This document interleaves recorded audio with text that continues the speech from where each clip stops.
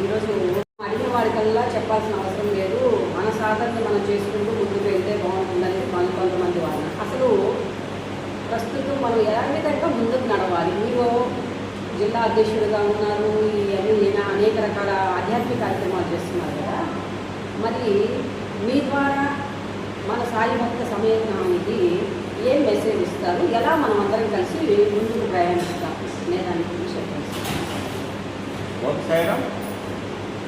సాయి భక్తులందరికీ కూడా సాయినాథుడు తల్లి తల్లి గురువు దైవం లాంటివారు.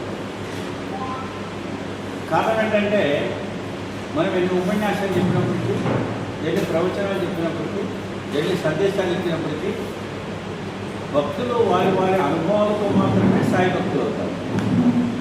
సాయి భక్తులు అవుతున్నారు అంటే వారి యొక్క వ్యక్తిగత అనుభవాలు మాత్రమే. అంటే ఉదాహరణకు నేనే ఉన్నాను, నాకు బాబా చాలా అనుభవాలు ఇచ్చాడు, చెప్పాలంటే చాలా ఉన్నాయి. నా అనుభవాలు ఎవరికి తెలుసు? బాబా తెలుసు, నాకు తెలుసు, మీకు తెలియదు, వేరే వాళ్ళకి తెలియదు. నా అనుభవాలు నాకు తెలుసు కాబట్టి సాయి మీద ప్రేమ, అభిమానము, బాబా సాక్షాత్తు భగవంతుడి స్వరూపుడు, బాబా కోరికలు తీరుస్తాడు. అందరి దైవాలు కూడా కోరికలు తీరుస్తున్నాం సార్. మనం ముందున్నాం, ఇప్పుడు శివుని పూజించే వాళ్ళకి కోరికలు తీరుతున్నాయి. ఇక్కడ మీకు ప్రత్యేకంగా ఏంటంటే రుణానుబంధానం అనే దాన్ని చేస్తారా? ఎలా ముందుకు వెళ్తాం? అంటే భగవంతుడు ఒకటే అమ్మా. సాయినాథుడు చెప్పినట్టు కాదు ఉండేటలే, ఒక మతానికి ఒక భూమి ఉండేటలే. ఈ పంచభూతాలు అనేవి సర్వ మానవానికి ఒకటే. ఈ పంచభూతాలను సృష్టించింది పరబ్రహ్మ స్వరూపం ఆయన భగవంతుడు. ఈ పరబ్రహ్మ స్వరూపాన్ని మన పరబ్రహ్మ స్వరూపం అంటున్నాం. ఇదే పరబ్రహ్మ స్వరూపాన్ని ముస్లిమ్స్ అల్లా అంటారు, ఇదే పరబ్రహ్మ స్వరూపాన్ని క్రిస్టియన్స్ తండ్రి అంటారు. అంటే ఆ పరబ్రహ్మ స్వరూపానికి పేరు అల్లా, తండ్రి, పరబ్రహ్మ స్వరూపం. కానీ ఉన్న రూపం ఒకటి. ఆ రూపము రకరకాల రూపాలలో రకరకాల మతాలు, రకరకాల భావాలు, రకరకాల వ్యక్తులు. ఈ పరబ్రహ్మ స్వరూపంలో నుంచి వచ్చిందే జగన్మాత. జగన్మాతలో నుంచి వచ్చిందే సృష్టి స్థితి లైకాలు బ్రహ్మ విష్ణు మహేశ్వరు. ఈ బ్రహ్మ విష్ణు మహేశ్వరు నుంచి వచ్చిందే ముక్కోటి దేవుడు. అంటే మూలం ఒకటే, మూలం ఒకటే. ఆ మూలంలో వచ్చిన ఆ భగవంతుని యొక్క స్వరూపాన్ని వెనుకోవాలి. కాబట్టి ప్రతి భగవంతుడు వారి కోరికలు తీరుస్తాడు. అంతేగాని బాబాని తీరుస్తాడు, శివుడు తీర్చడం, బాబా తీరుస్తాడు, కృష్ణుడు తీర్చడం, బాబా తీరుస్తాడు, రాముడు తీర్చడం కాదు. అందరు తీరుస్తారు. కాకుంటే వారి నమ్మకం, వారి యొక్క శ్రద్ధాసభలు, విశ్వాసం, దాన్ని బట్టి వాళ్ళ కోరిక తీరడం జరుగుతుంది. అయితే ఇందులో పాయింట్ ఏంటంటే బాబా అవతారంలో ఉన్న విశేషం ఏంటంటే, మీరు ఏదైతే మన భగవంతుడి పరబ్రహ్మ స్వరూపం అనుకుంటున్నామో వారు బాబాను అదే పనిగా భక్తులను సన్మార్గంలో నడిపించడానికి భూలోకానికి పంపించాడు భగవంతుడు. ఈయన సద్గురు.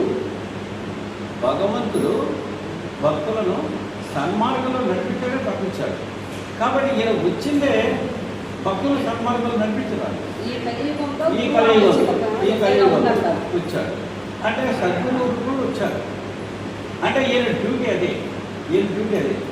ఈ డ్యూటీ అదే కాబట్టి పిచ్చిన వెంటనే పలుకుతున్నారు, పిచ్చిన వెంటనే పలుకుతున్నారు. ఇప్పుడు రాములు వారు ఎప్పుడు క్షేత్రాయుగము. క్షేత్రాయుగం అంటే సుమారుగా అది 24 లక్షలు, తర్వాత ఏమో ద్వాపర యుగం 8 లక్షల 40 వేలు, కలియుగం 4 లక్షలు. అంటే ఇప్పుడు దగ్గర 12 లక్షల సంవత్సరాల క్రితం రాముల వారు జన్మించారు. కృష్ణ పరమాత్ముడు జన్మించింది సుమారుగా 6000 సంవత్సరాలు. కానీ బాబా గారు మన ముందు 100 సంవత్సరాల క్రితం వచ్చారు. 100 సంవత్సరాల క్రితం వచ్చి మన యొక్క కోరికలు తీర్చడానికి వచ్చాడు. ఆయన మన కృష్ణుడు వేరు కాదు, ఆయన రాముడు వేరు కాదు. ఎందుకంటే ఇది వరకు ఉన్న సమస్త దేవతలు ఎవరైతే ఉన్నారో వాళ్ళన్నిటి తత్వాన్ని అందరికీ విశదీకరిస్తూ అందరికీ పిలిచిన వెంటనే పలికే దైవంగా సాయినాథుడు ముందుకు వెళ్తున్నారంట. అంటే మనము ఇతిహాసాలు చదవలేదు, పురాణాలు చదవలేదు, ఉపనిషత్తులు చదవలేదు. కానీ బాబాజీకి చరిత్ర సంపూర్ణంగా చదివి బాబా సూక్తులు అర్థం చేసుకుంటే ఏవైతే గ్రంథాలు ఉన్నాయో ఉపనిషత్తులు కానీ, పురాణాలు కానీ, ఇతిహాసాలు కానీ, వాటి మూలమంతా బాబాజీ చరిత్రే. వాటి మూలమంతా బాబాజీ చరిత్రే. అంటే దాంట్లో ఉన్న సారాంశం అంతా బాబా స్వరవరీతిలో భక్తులకు బాగా అర్థమయ్యే విధంగా చెప్పాడు, ఆచరించాడు. ఆచరణ సాయినాథుడి బోధనల ద్వారా సార్ ఇప్పుడు ప్రస్తుతం సాయి భక్తులు బాబా ఒక్కడినే ఆరాధిస్తున్నారా, మిగతా అందరి దైవాన్ని ఆరాధిస్తూ వాళ్ళ ఆధ్యాత్మిక బోధనలో ముందుకు వెళ్తున్నారంటారు. ఇది చాలా పెద్ద అపోహగా ఉందన్నమాట. ఏ గ్రంథాల సారం సాయి భక్తులు తెలియదని ఇలాంటి అపోహలు ఉన్నాయి. దానికి మీరు ఏమంటారు సార్? అంటే మీరు 2-3 ఉదాహరణలు ఉన్నాయి. ఒకటి ఏంటంటే నానాసాహెబ్ చంద్రకర్ బంధువు ఒకసారి గోపల్గాం నుంచి బయలుదేరి షిరిడీకి వస్తూ ఉంటారు. ప్రతిసారి దత్తుని దర్శనం చేసుకొని బాబా దగ్గరికి వస్తారు. ఆ రోజు ఏమైంది, దత్తాత్రేయుని దర్శనం చేసుకోకుండా బాబా దగ్గరికి వస్తారు. వచ్చినందువల్ల ఏమవుతుందంటే ముందు చూసుకుంటుంది, బాధపడతాడు నానాసాహెబ్ చంద్రకర్ బంధువు. అప్పుడు బాబా ఏమంటాడు అంటే, మీరు దత్తాత్రేయుని దర్శించుకోకుండా ఆయన మీరు దూరం పెట్టి నా దగ్గరకు వచ్చారు కాబట్టి కర్మను మీరు అనుభవిస్తున్నారంటాడు బాబా. అంటే ఏంటి బాబా ఉద్దేశం ఏంటి? దత్తుని దర్శనం చేస్తూ నా దగ్గరికి రమ్మన్నాడు. అంతేగాని బాబా దత్తుని దర్శనం చేసుకోకుండా నా దగ్గరికి రమ్మని చెప్పలేదు. ఇంకొక విషయం ఏంటంటే మేఘశ్యాముడు ప్రతిరోజు కూడా శివాలయము, అదేవిధంగా అక్కడ ఆంజనేయ స్వామి హనుమాన్ టెంపుల్, ఈ విధంగా పాండురంగ స్వామి టెంపుల్, షిరిడీలో ఉన్న అన్ని దేవాలయాలు దర్శించి పూజ చేసి బాబా దర్శనం చేసుకునేవాడు. కానీ ఒకసారి తలుపులు వేశారని ఆ మందిరాలకు వెళ్ళకుండా బాబా దగ్గరికి వస్తారు. బాబా ఏమంటారు తెలుసా, ముందు అక్కడికి వెళ్ళు, ఆ మందిరానికి వెళ్ళు, అక్కడ దర్శనం చేసుకొని నా దగ్గర రమ్మంటాడు బాబా. దర్శనం చేసుకొని నా దగ్గర రమ్మంటాడు. అంటే బాబా దేవతలను గౌరవించి అక్కడ దర్శనం చేసుకొని నా దగ్గర రమ్మన్నాడే కానీ నన్ను దర్శనం చేసుకొని ఇక్కడ గెలవని చెప్పలేదు. అదేవిధంగా హరిశ్చంద్ర టీచరింగ్ కథలో కూడా బాబా ఏం చెప్తాడు అంటే, ముఖ్యంగా మీ ఇంటి దేవతలను గౌరవించాడు, మీ కుల దేవతలను గౌరవించాడు, ఇంటి దేవతలను గౌరవించాడు, ఆ తర్వాత ఇతరులను గౌరవించాడు అని బాబా క్షుణ్ణంగా చెప్పాడు. అంతవరకు ఎందుకు శ్యామకథ ఉంది మనకు, సంతోషానికి దేవత. శ్యామకథలో మీరు చెప్పిన పాటికే వస్తుంది. మీరేమంటున్నారు, బాబా భక్తులు బాబానే కొలుస్తారు, ఇతరులు కొలవరు, ఆ అపోహ ఉంది ఏంటని మీరు అడుగుతున్నారు. శ్యామాకళం ఇచ్చిన బాబా భక్తులు ఇక్కడ ఎవరు లేరు. కారణం ఏంటంటే 72 జన్మల పాటు బాబాయ్ వెంబడి ఉన్న భక్తులు ఎవరంటే శ్యామ, అందుకని పిలిచిన భక్తులే లేరు. అలాంటి శ్యామానే తన కులదేవతైన సప్తశృంగి దేవత అమ్మవారిని కొలవకుండా బాబా దగ్గరికి వచ్చి దర్శనం ఇస్తే, బాబా దగ్గరకు వచ్చి ముక్కు తెచ్చుకుంటే బాబా ఒప్పుకోలేదు కదా. బాబా ఒప్పుకోకుండా ఈ దర్శనం నీ కులదేవతైన సప్తశృంగి దేవతకు దగ్గరికి వెళ్ళి చెల్లించమనే తప్ప బాబా స్వీకరించలేదు. అంటే 72 జన్మలతో ఉన్న తన భక్తుడినే బాబా తన కులదేవతైన సప్తశృంగి దేవత దగ్గరికి పంపించాడు తప్ప బాబా దాన్ని ఆ యొక్క ముక్కు తీసుకోలేదు. అంటే వీటిలో ఉన్న అంతరార్థం ఏంటి? బాబా ప్రతి దేవుని గౌరవించాడు, ప్రతి దేవతను గౌరవించాడు, ప్రతి దేవతను దర్శనం చేసుకోమన్నాడు. అంతేగాని బాబా ఎక్కడ నన్నే పూజించండి, నన్నే కొలవండి, నన్నే దర్శనం చేసుకోండి ఎక్కడ బాబా చెప్పలేదు. మన భక్తులు కూడా ఆచరించే విధంగా తయారు చేశారు.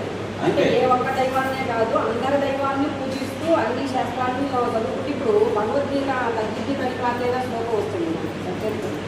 వాస్తవానికి భగవద్గీత చదవని వారికి కూడా భగవద్గీతలో పలానా కూడా పురుగు గురించి ఇలా చెప్పేశారు అనేటువంటి అంశం. అంటే మీకు అసలు విషయం చెప్తారు, మీరు అన్న పాయింట్ ఇంకా ఇంపార్టెంట్ విషయం చెప్తారు. బాబా గారు ద్వారకామయ్యలో 60 సంవత్సరాలు జీవించారు.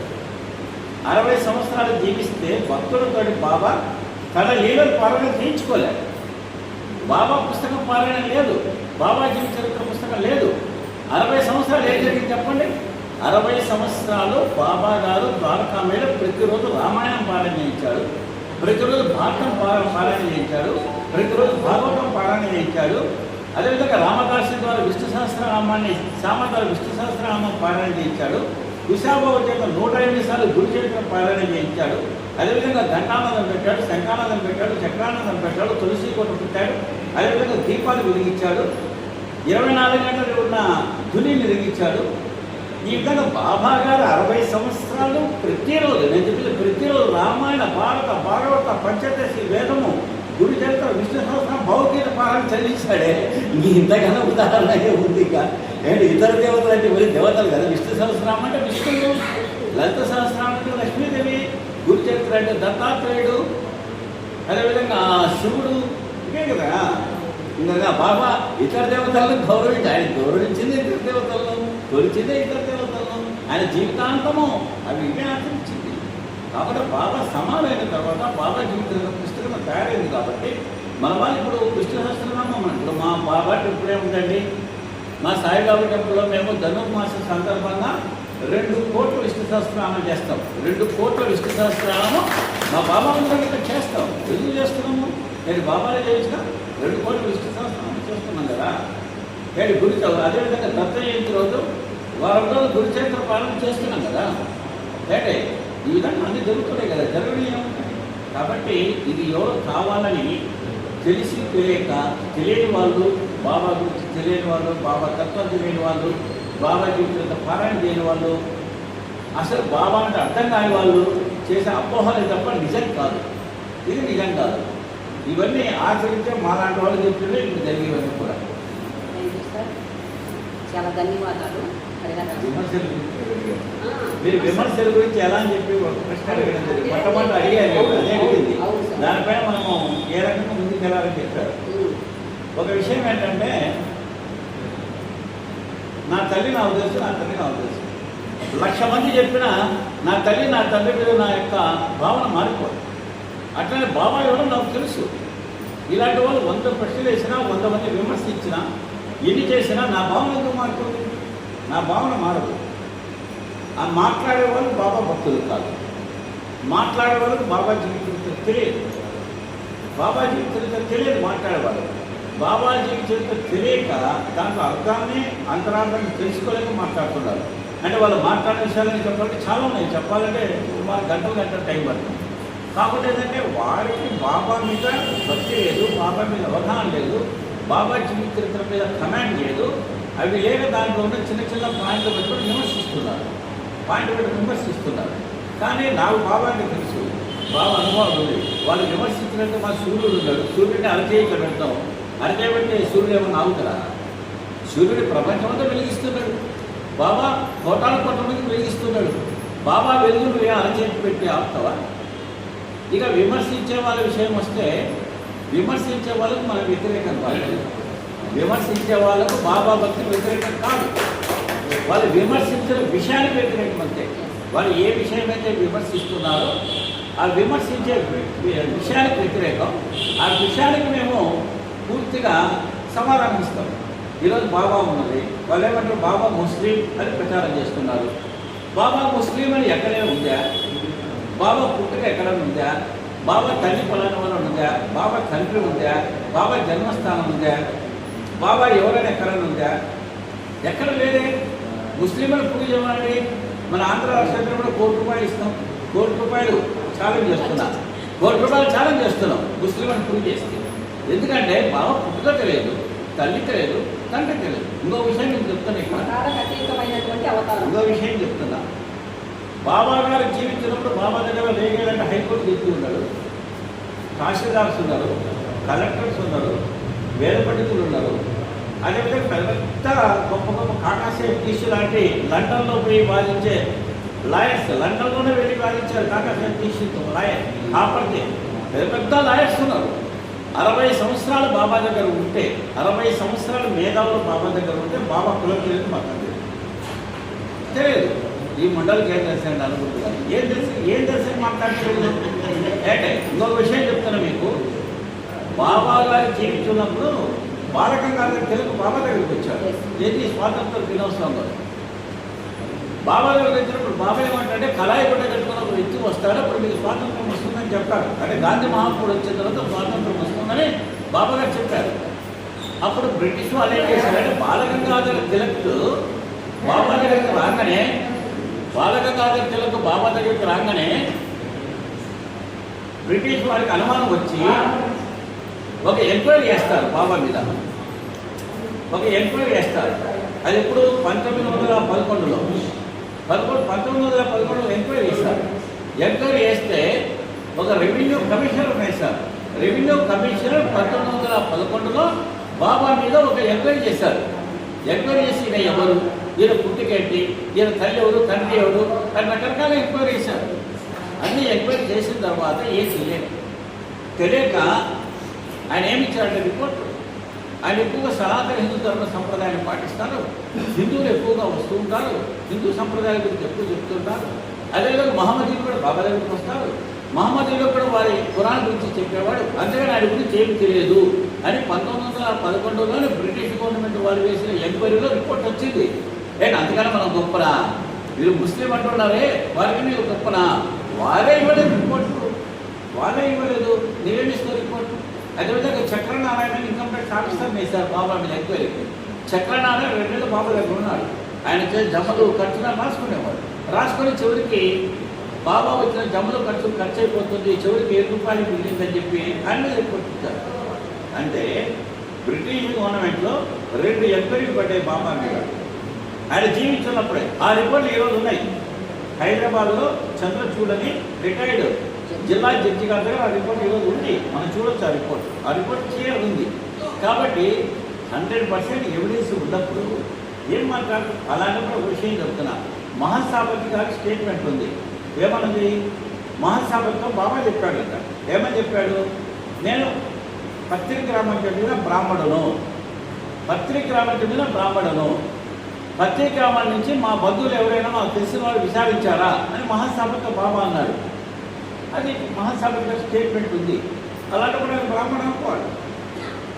అదేవిధంగా నాట్నే అనే ఒక భక్తుడు షిరిడీకి వెళ్తూ ఉంటే బల్వంత్ ఒక 2 రూపాయలు ఒక టెంకాయ ఇస్తాడు బాబాకి. ఈ బల్వంత్ ఏం చేశాడంటే టెంకాయ ఇచ్చి 2 రూపాయలు మా అనుకోడు. అప్పుడు బాబా ఏమంటాడు కదా, ఈ బీద బ్రాహ్మడు అన్నట్టు ఈ బీద బ్రాహ్మడి యొక్క 2 రూపాయలు ఇవ్వలేదండి అయ్యా, ఈ బీద బ్రాహ్మడు 2 రూపాయలు ఇవ్వలేదు బాబా నోట్ అంటాడు, బ్రాహ్మడు అంటాడు. అప్పుడు ఇంకా బాబా బ్రాహ్మణ అనుకోవాలి కదా, బాబా నోట్ ఇచ్చే చెప్పాడు కామాట. అదేవిధంగా ఒక మ్యాజిక్ సిరి వస్తుంది, మ్యాజిక్ సిరి వచ్చి మంత్రం చేస్తుంది. అప్పుడు బాబా ఏమంటాడు కదా సార్, ఇది పవిత్రమైన బ్రాహ్మణ మసీదు, ఇది పవిత్రమైన బ్రాహ్మణ మసీదు. ఇక్కడ బ్రాహ్మణుల సన్మార్గంలో నడిపించడానికి సద్బ్రాహ్మణుడు ఇక్కడ ఉన్నాడు అని బాబా అన్నాడు. అంటే 3 సందర్భాల్లో బాబా బ్రాహ్మణని చెప్పాడు.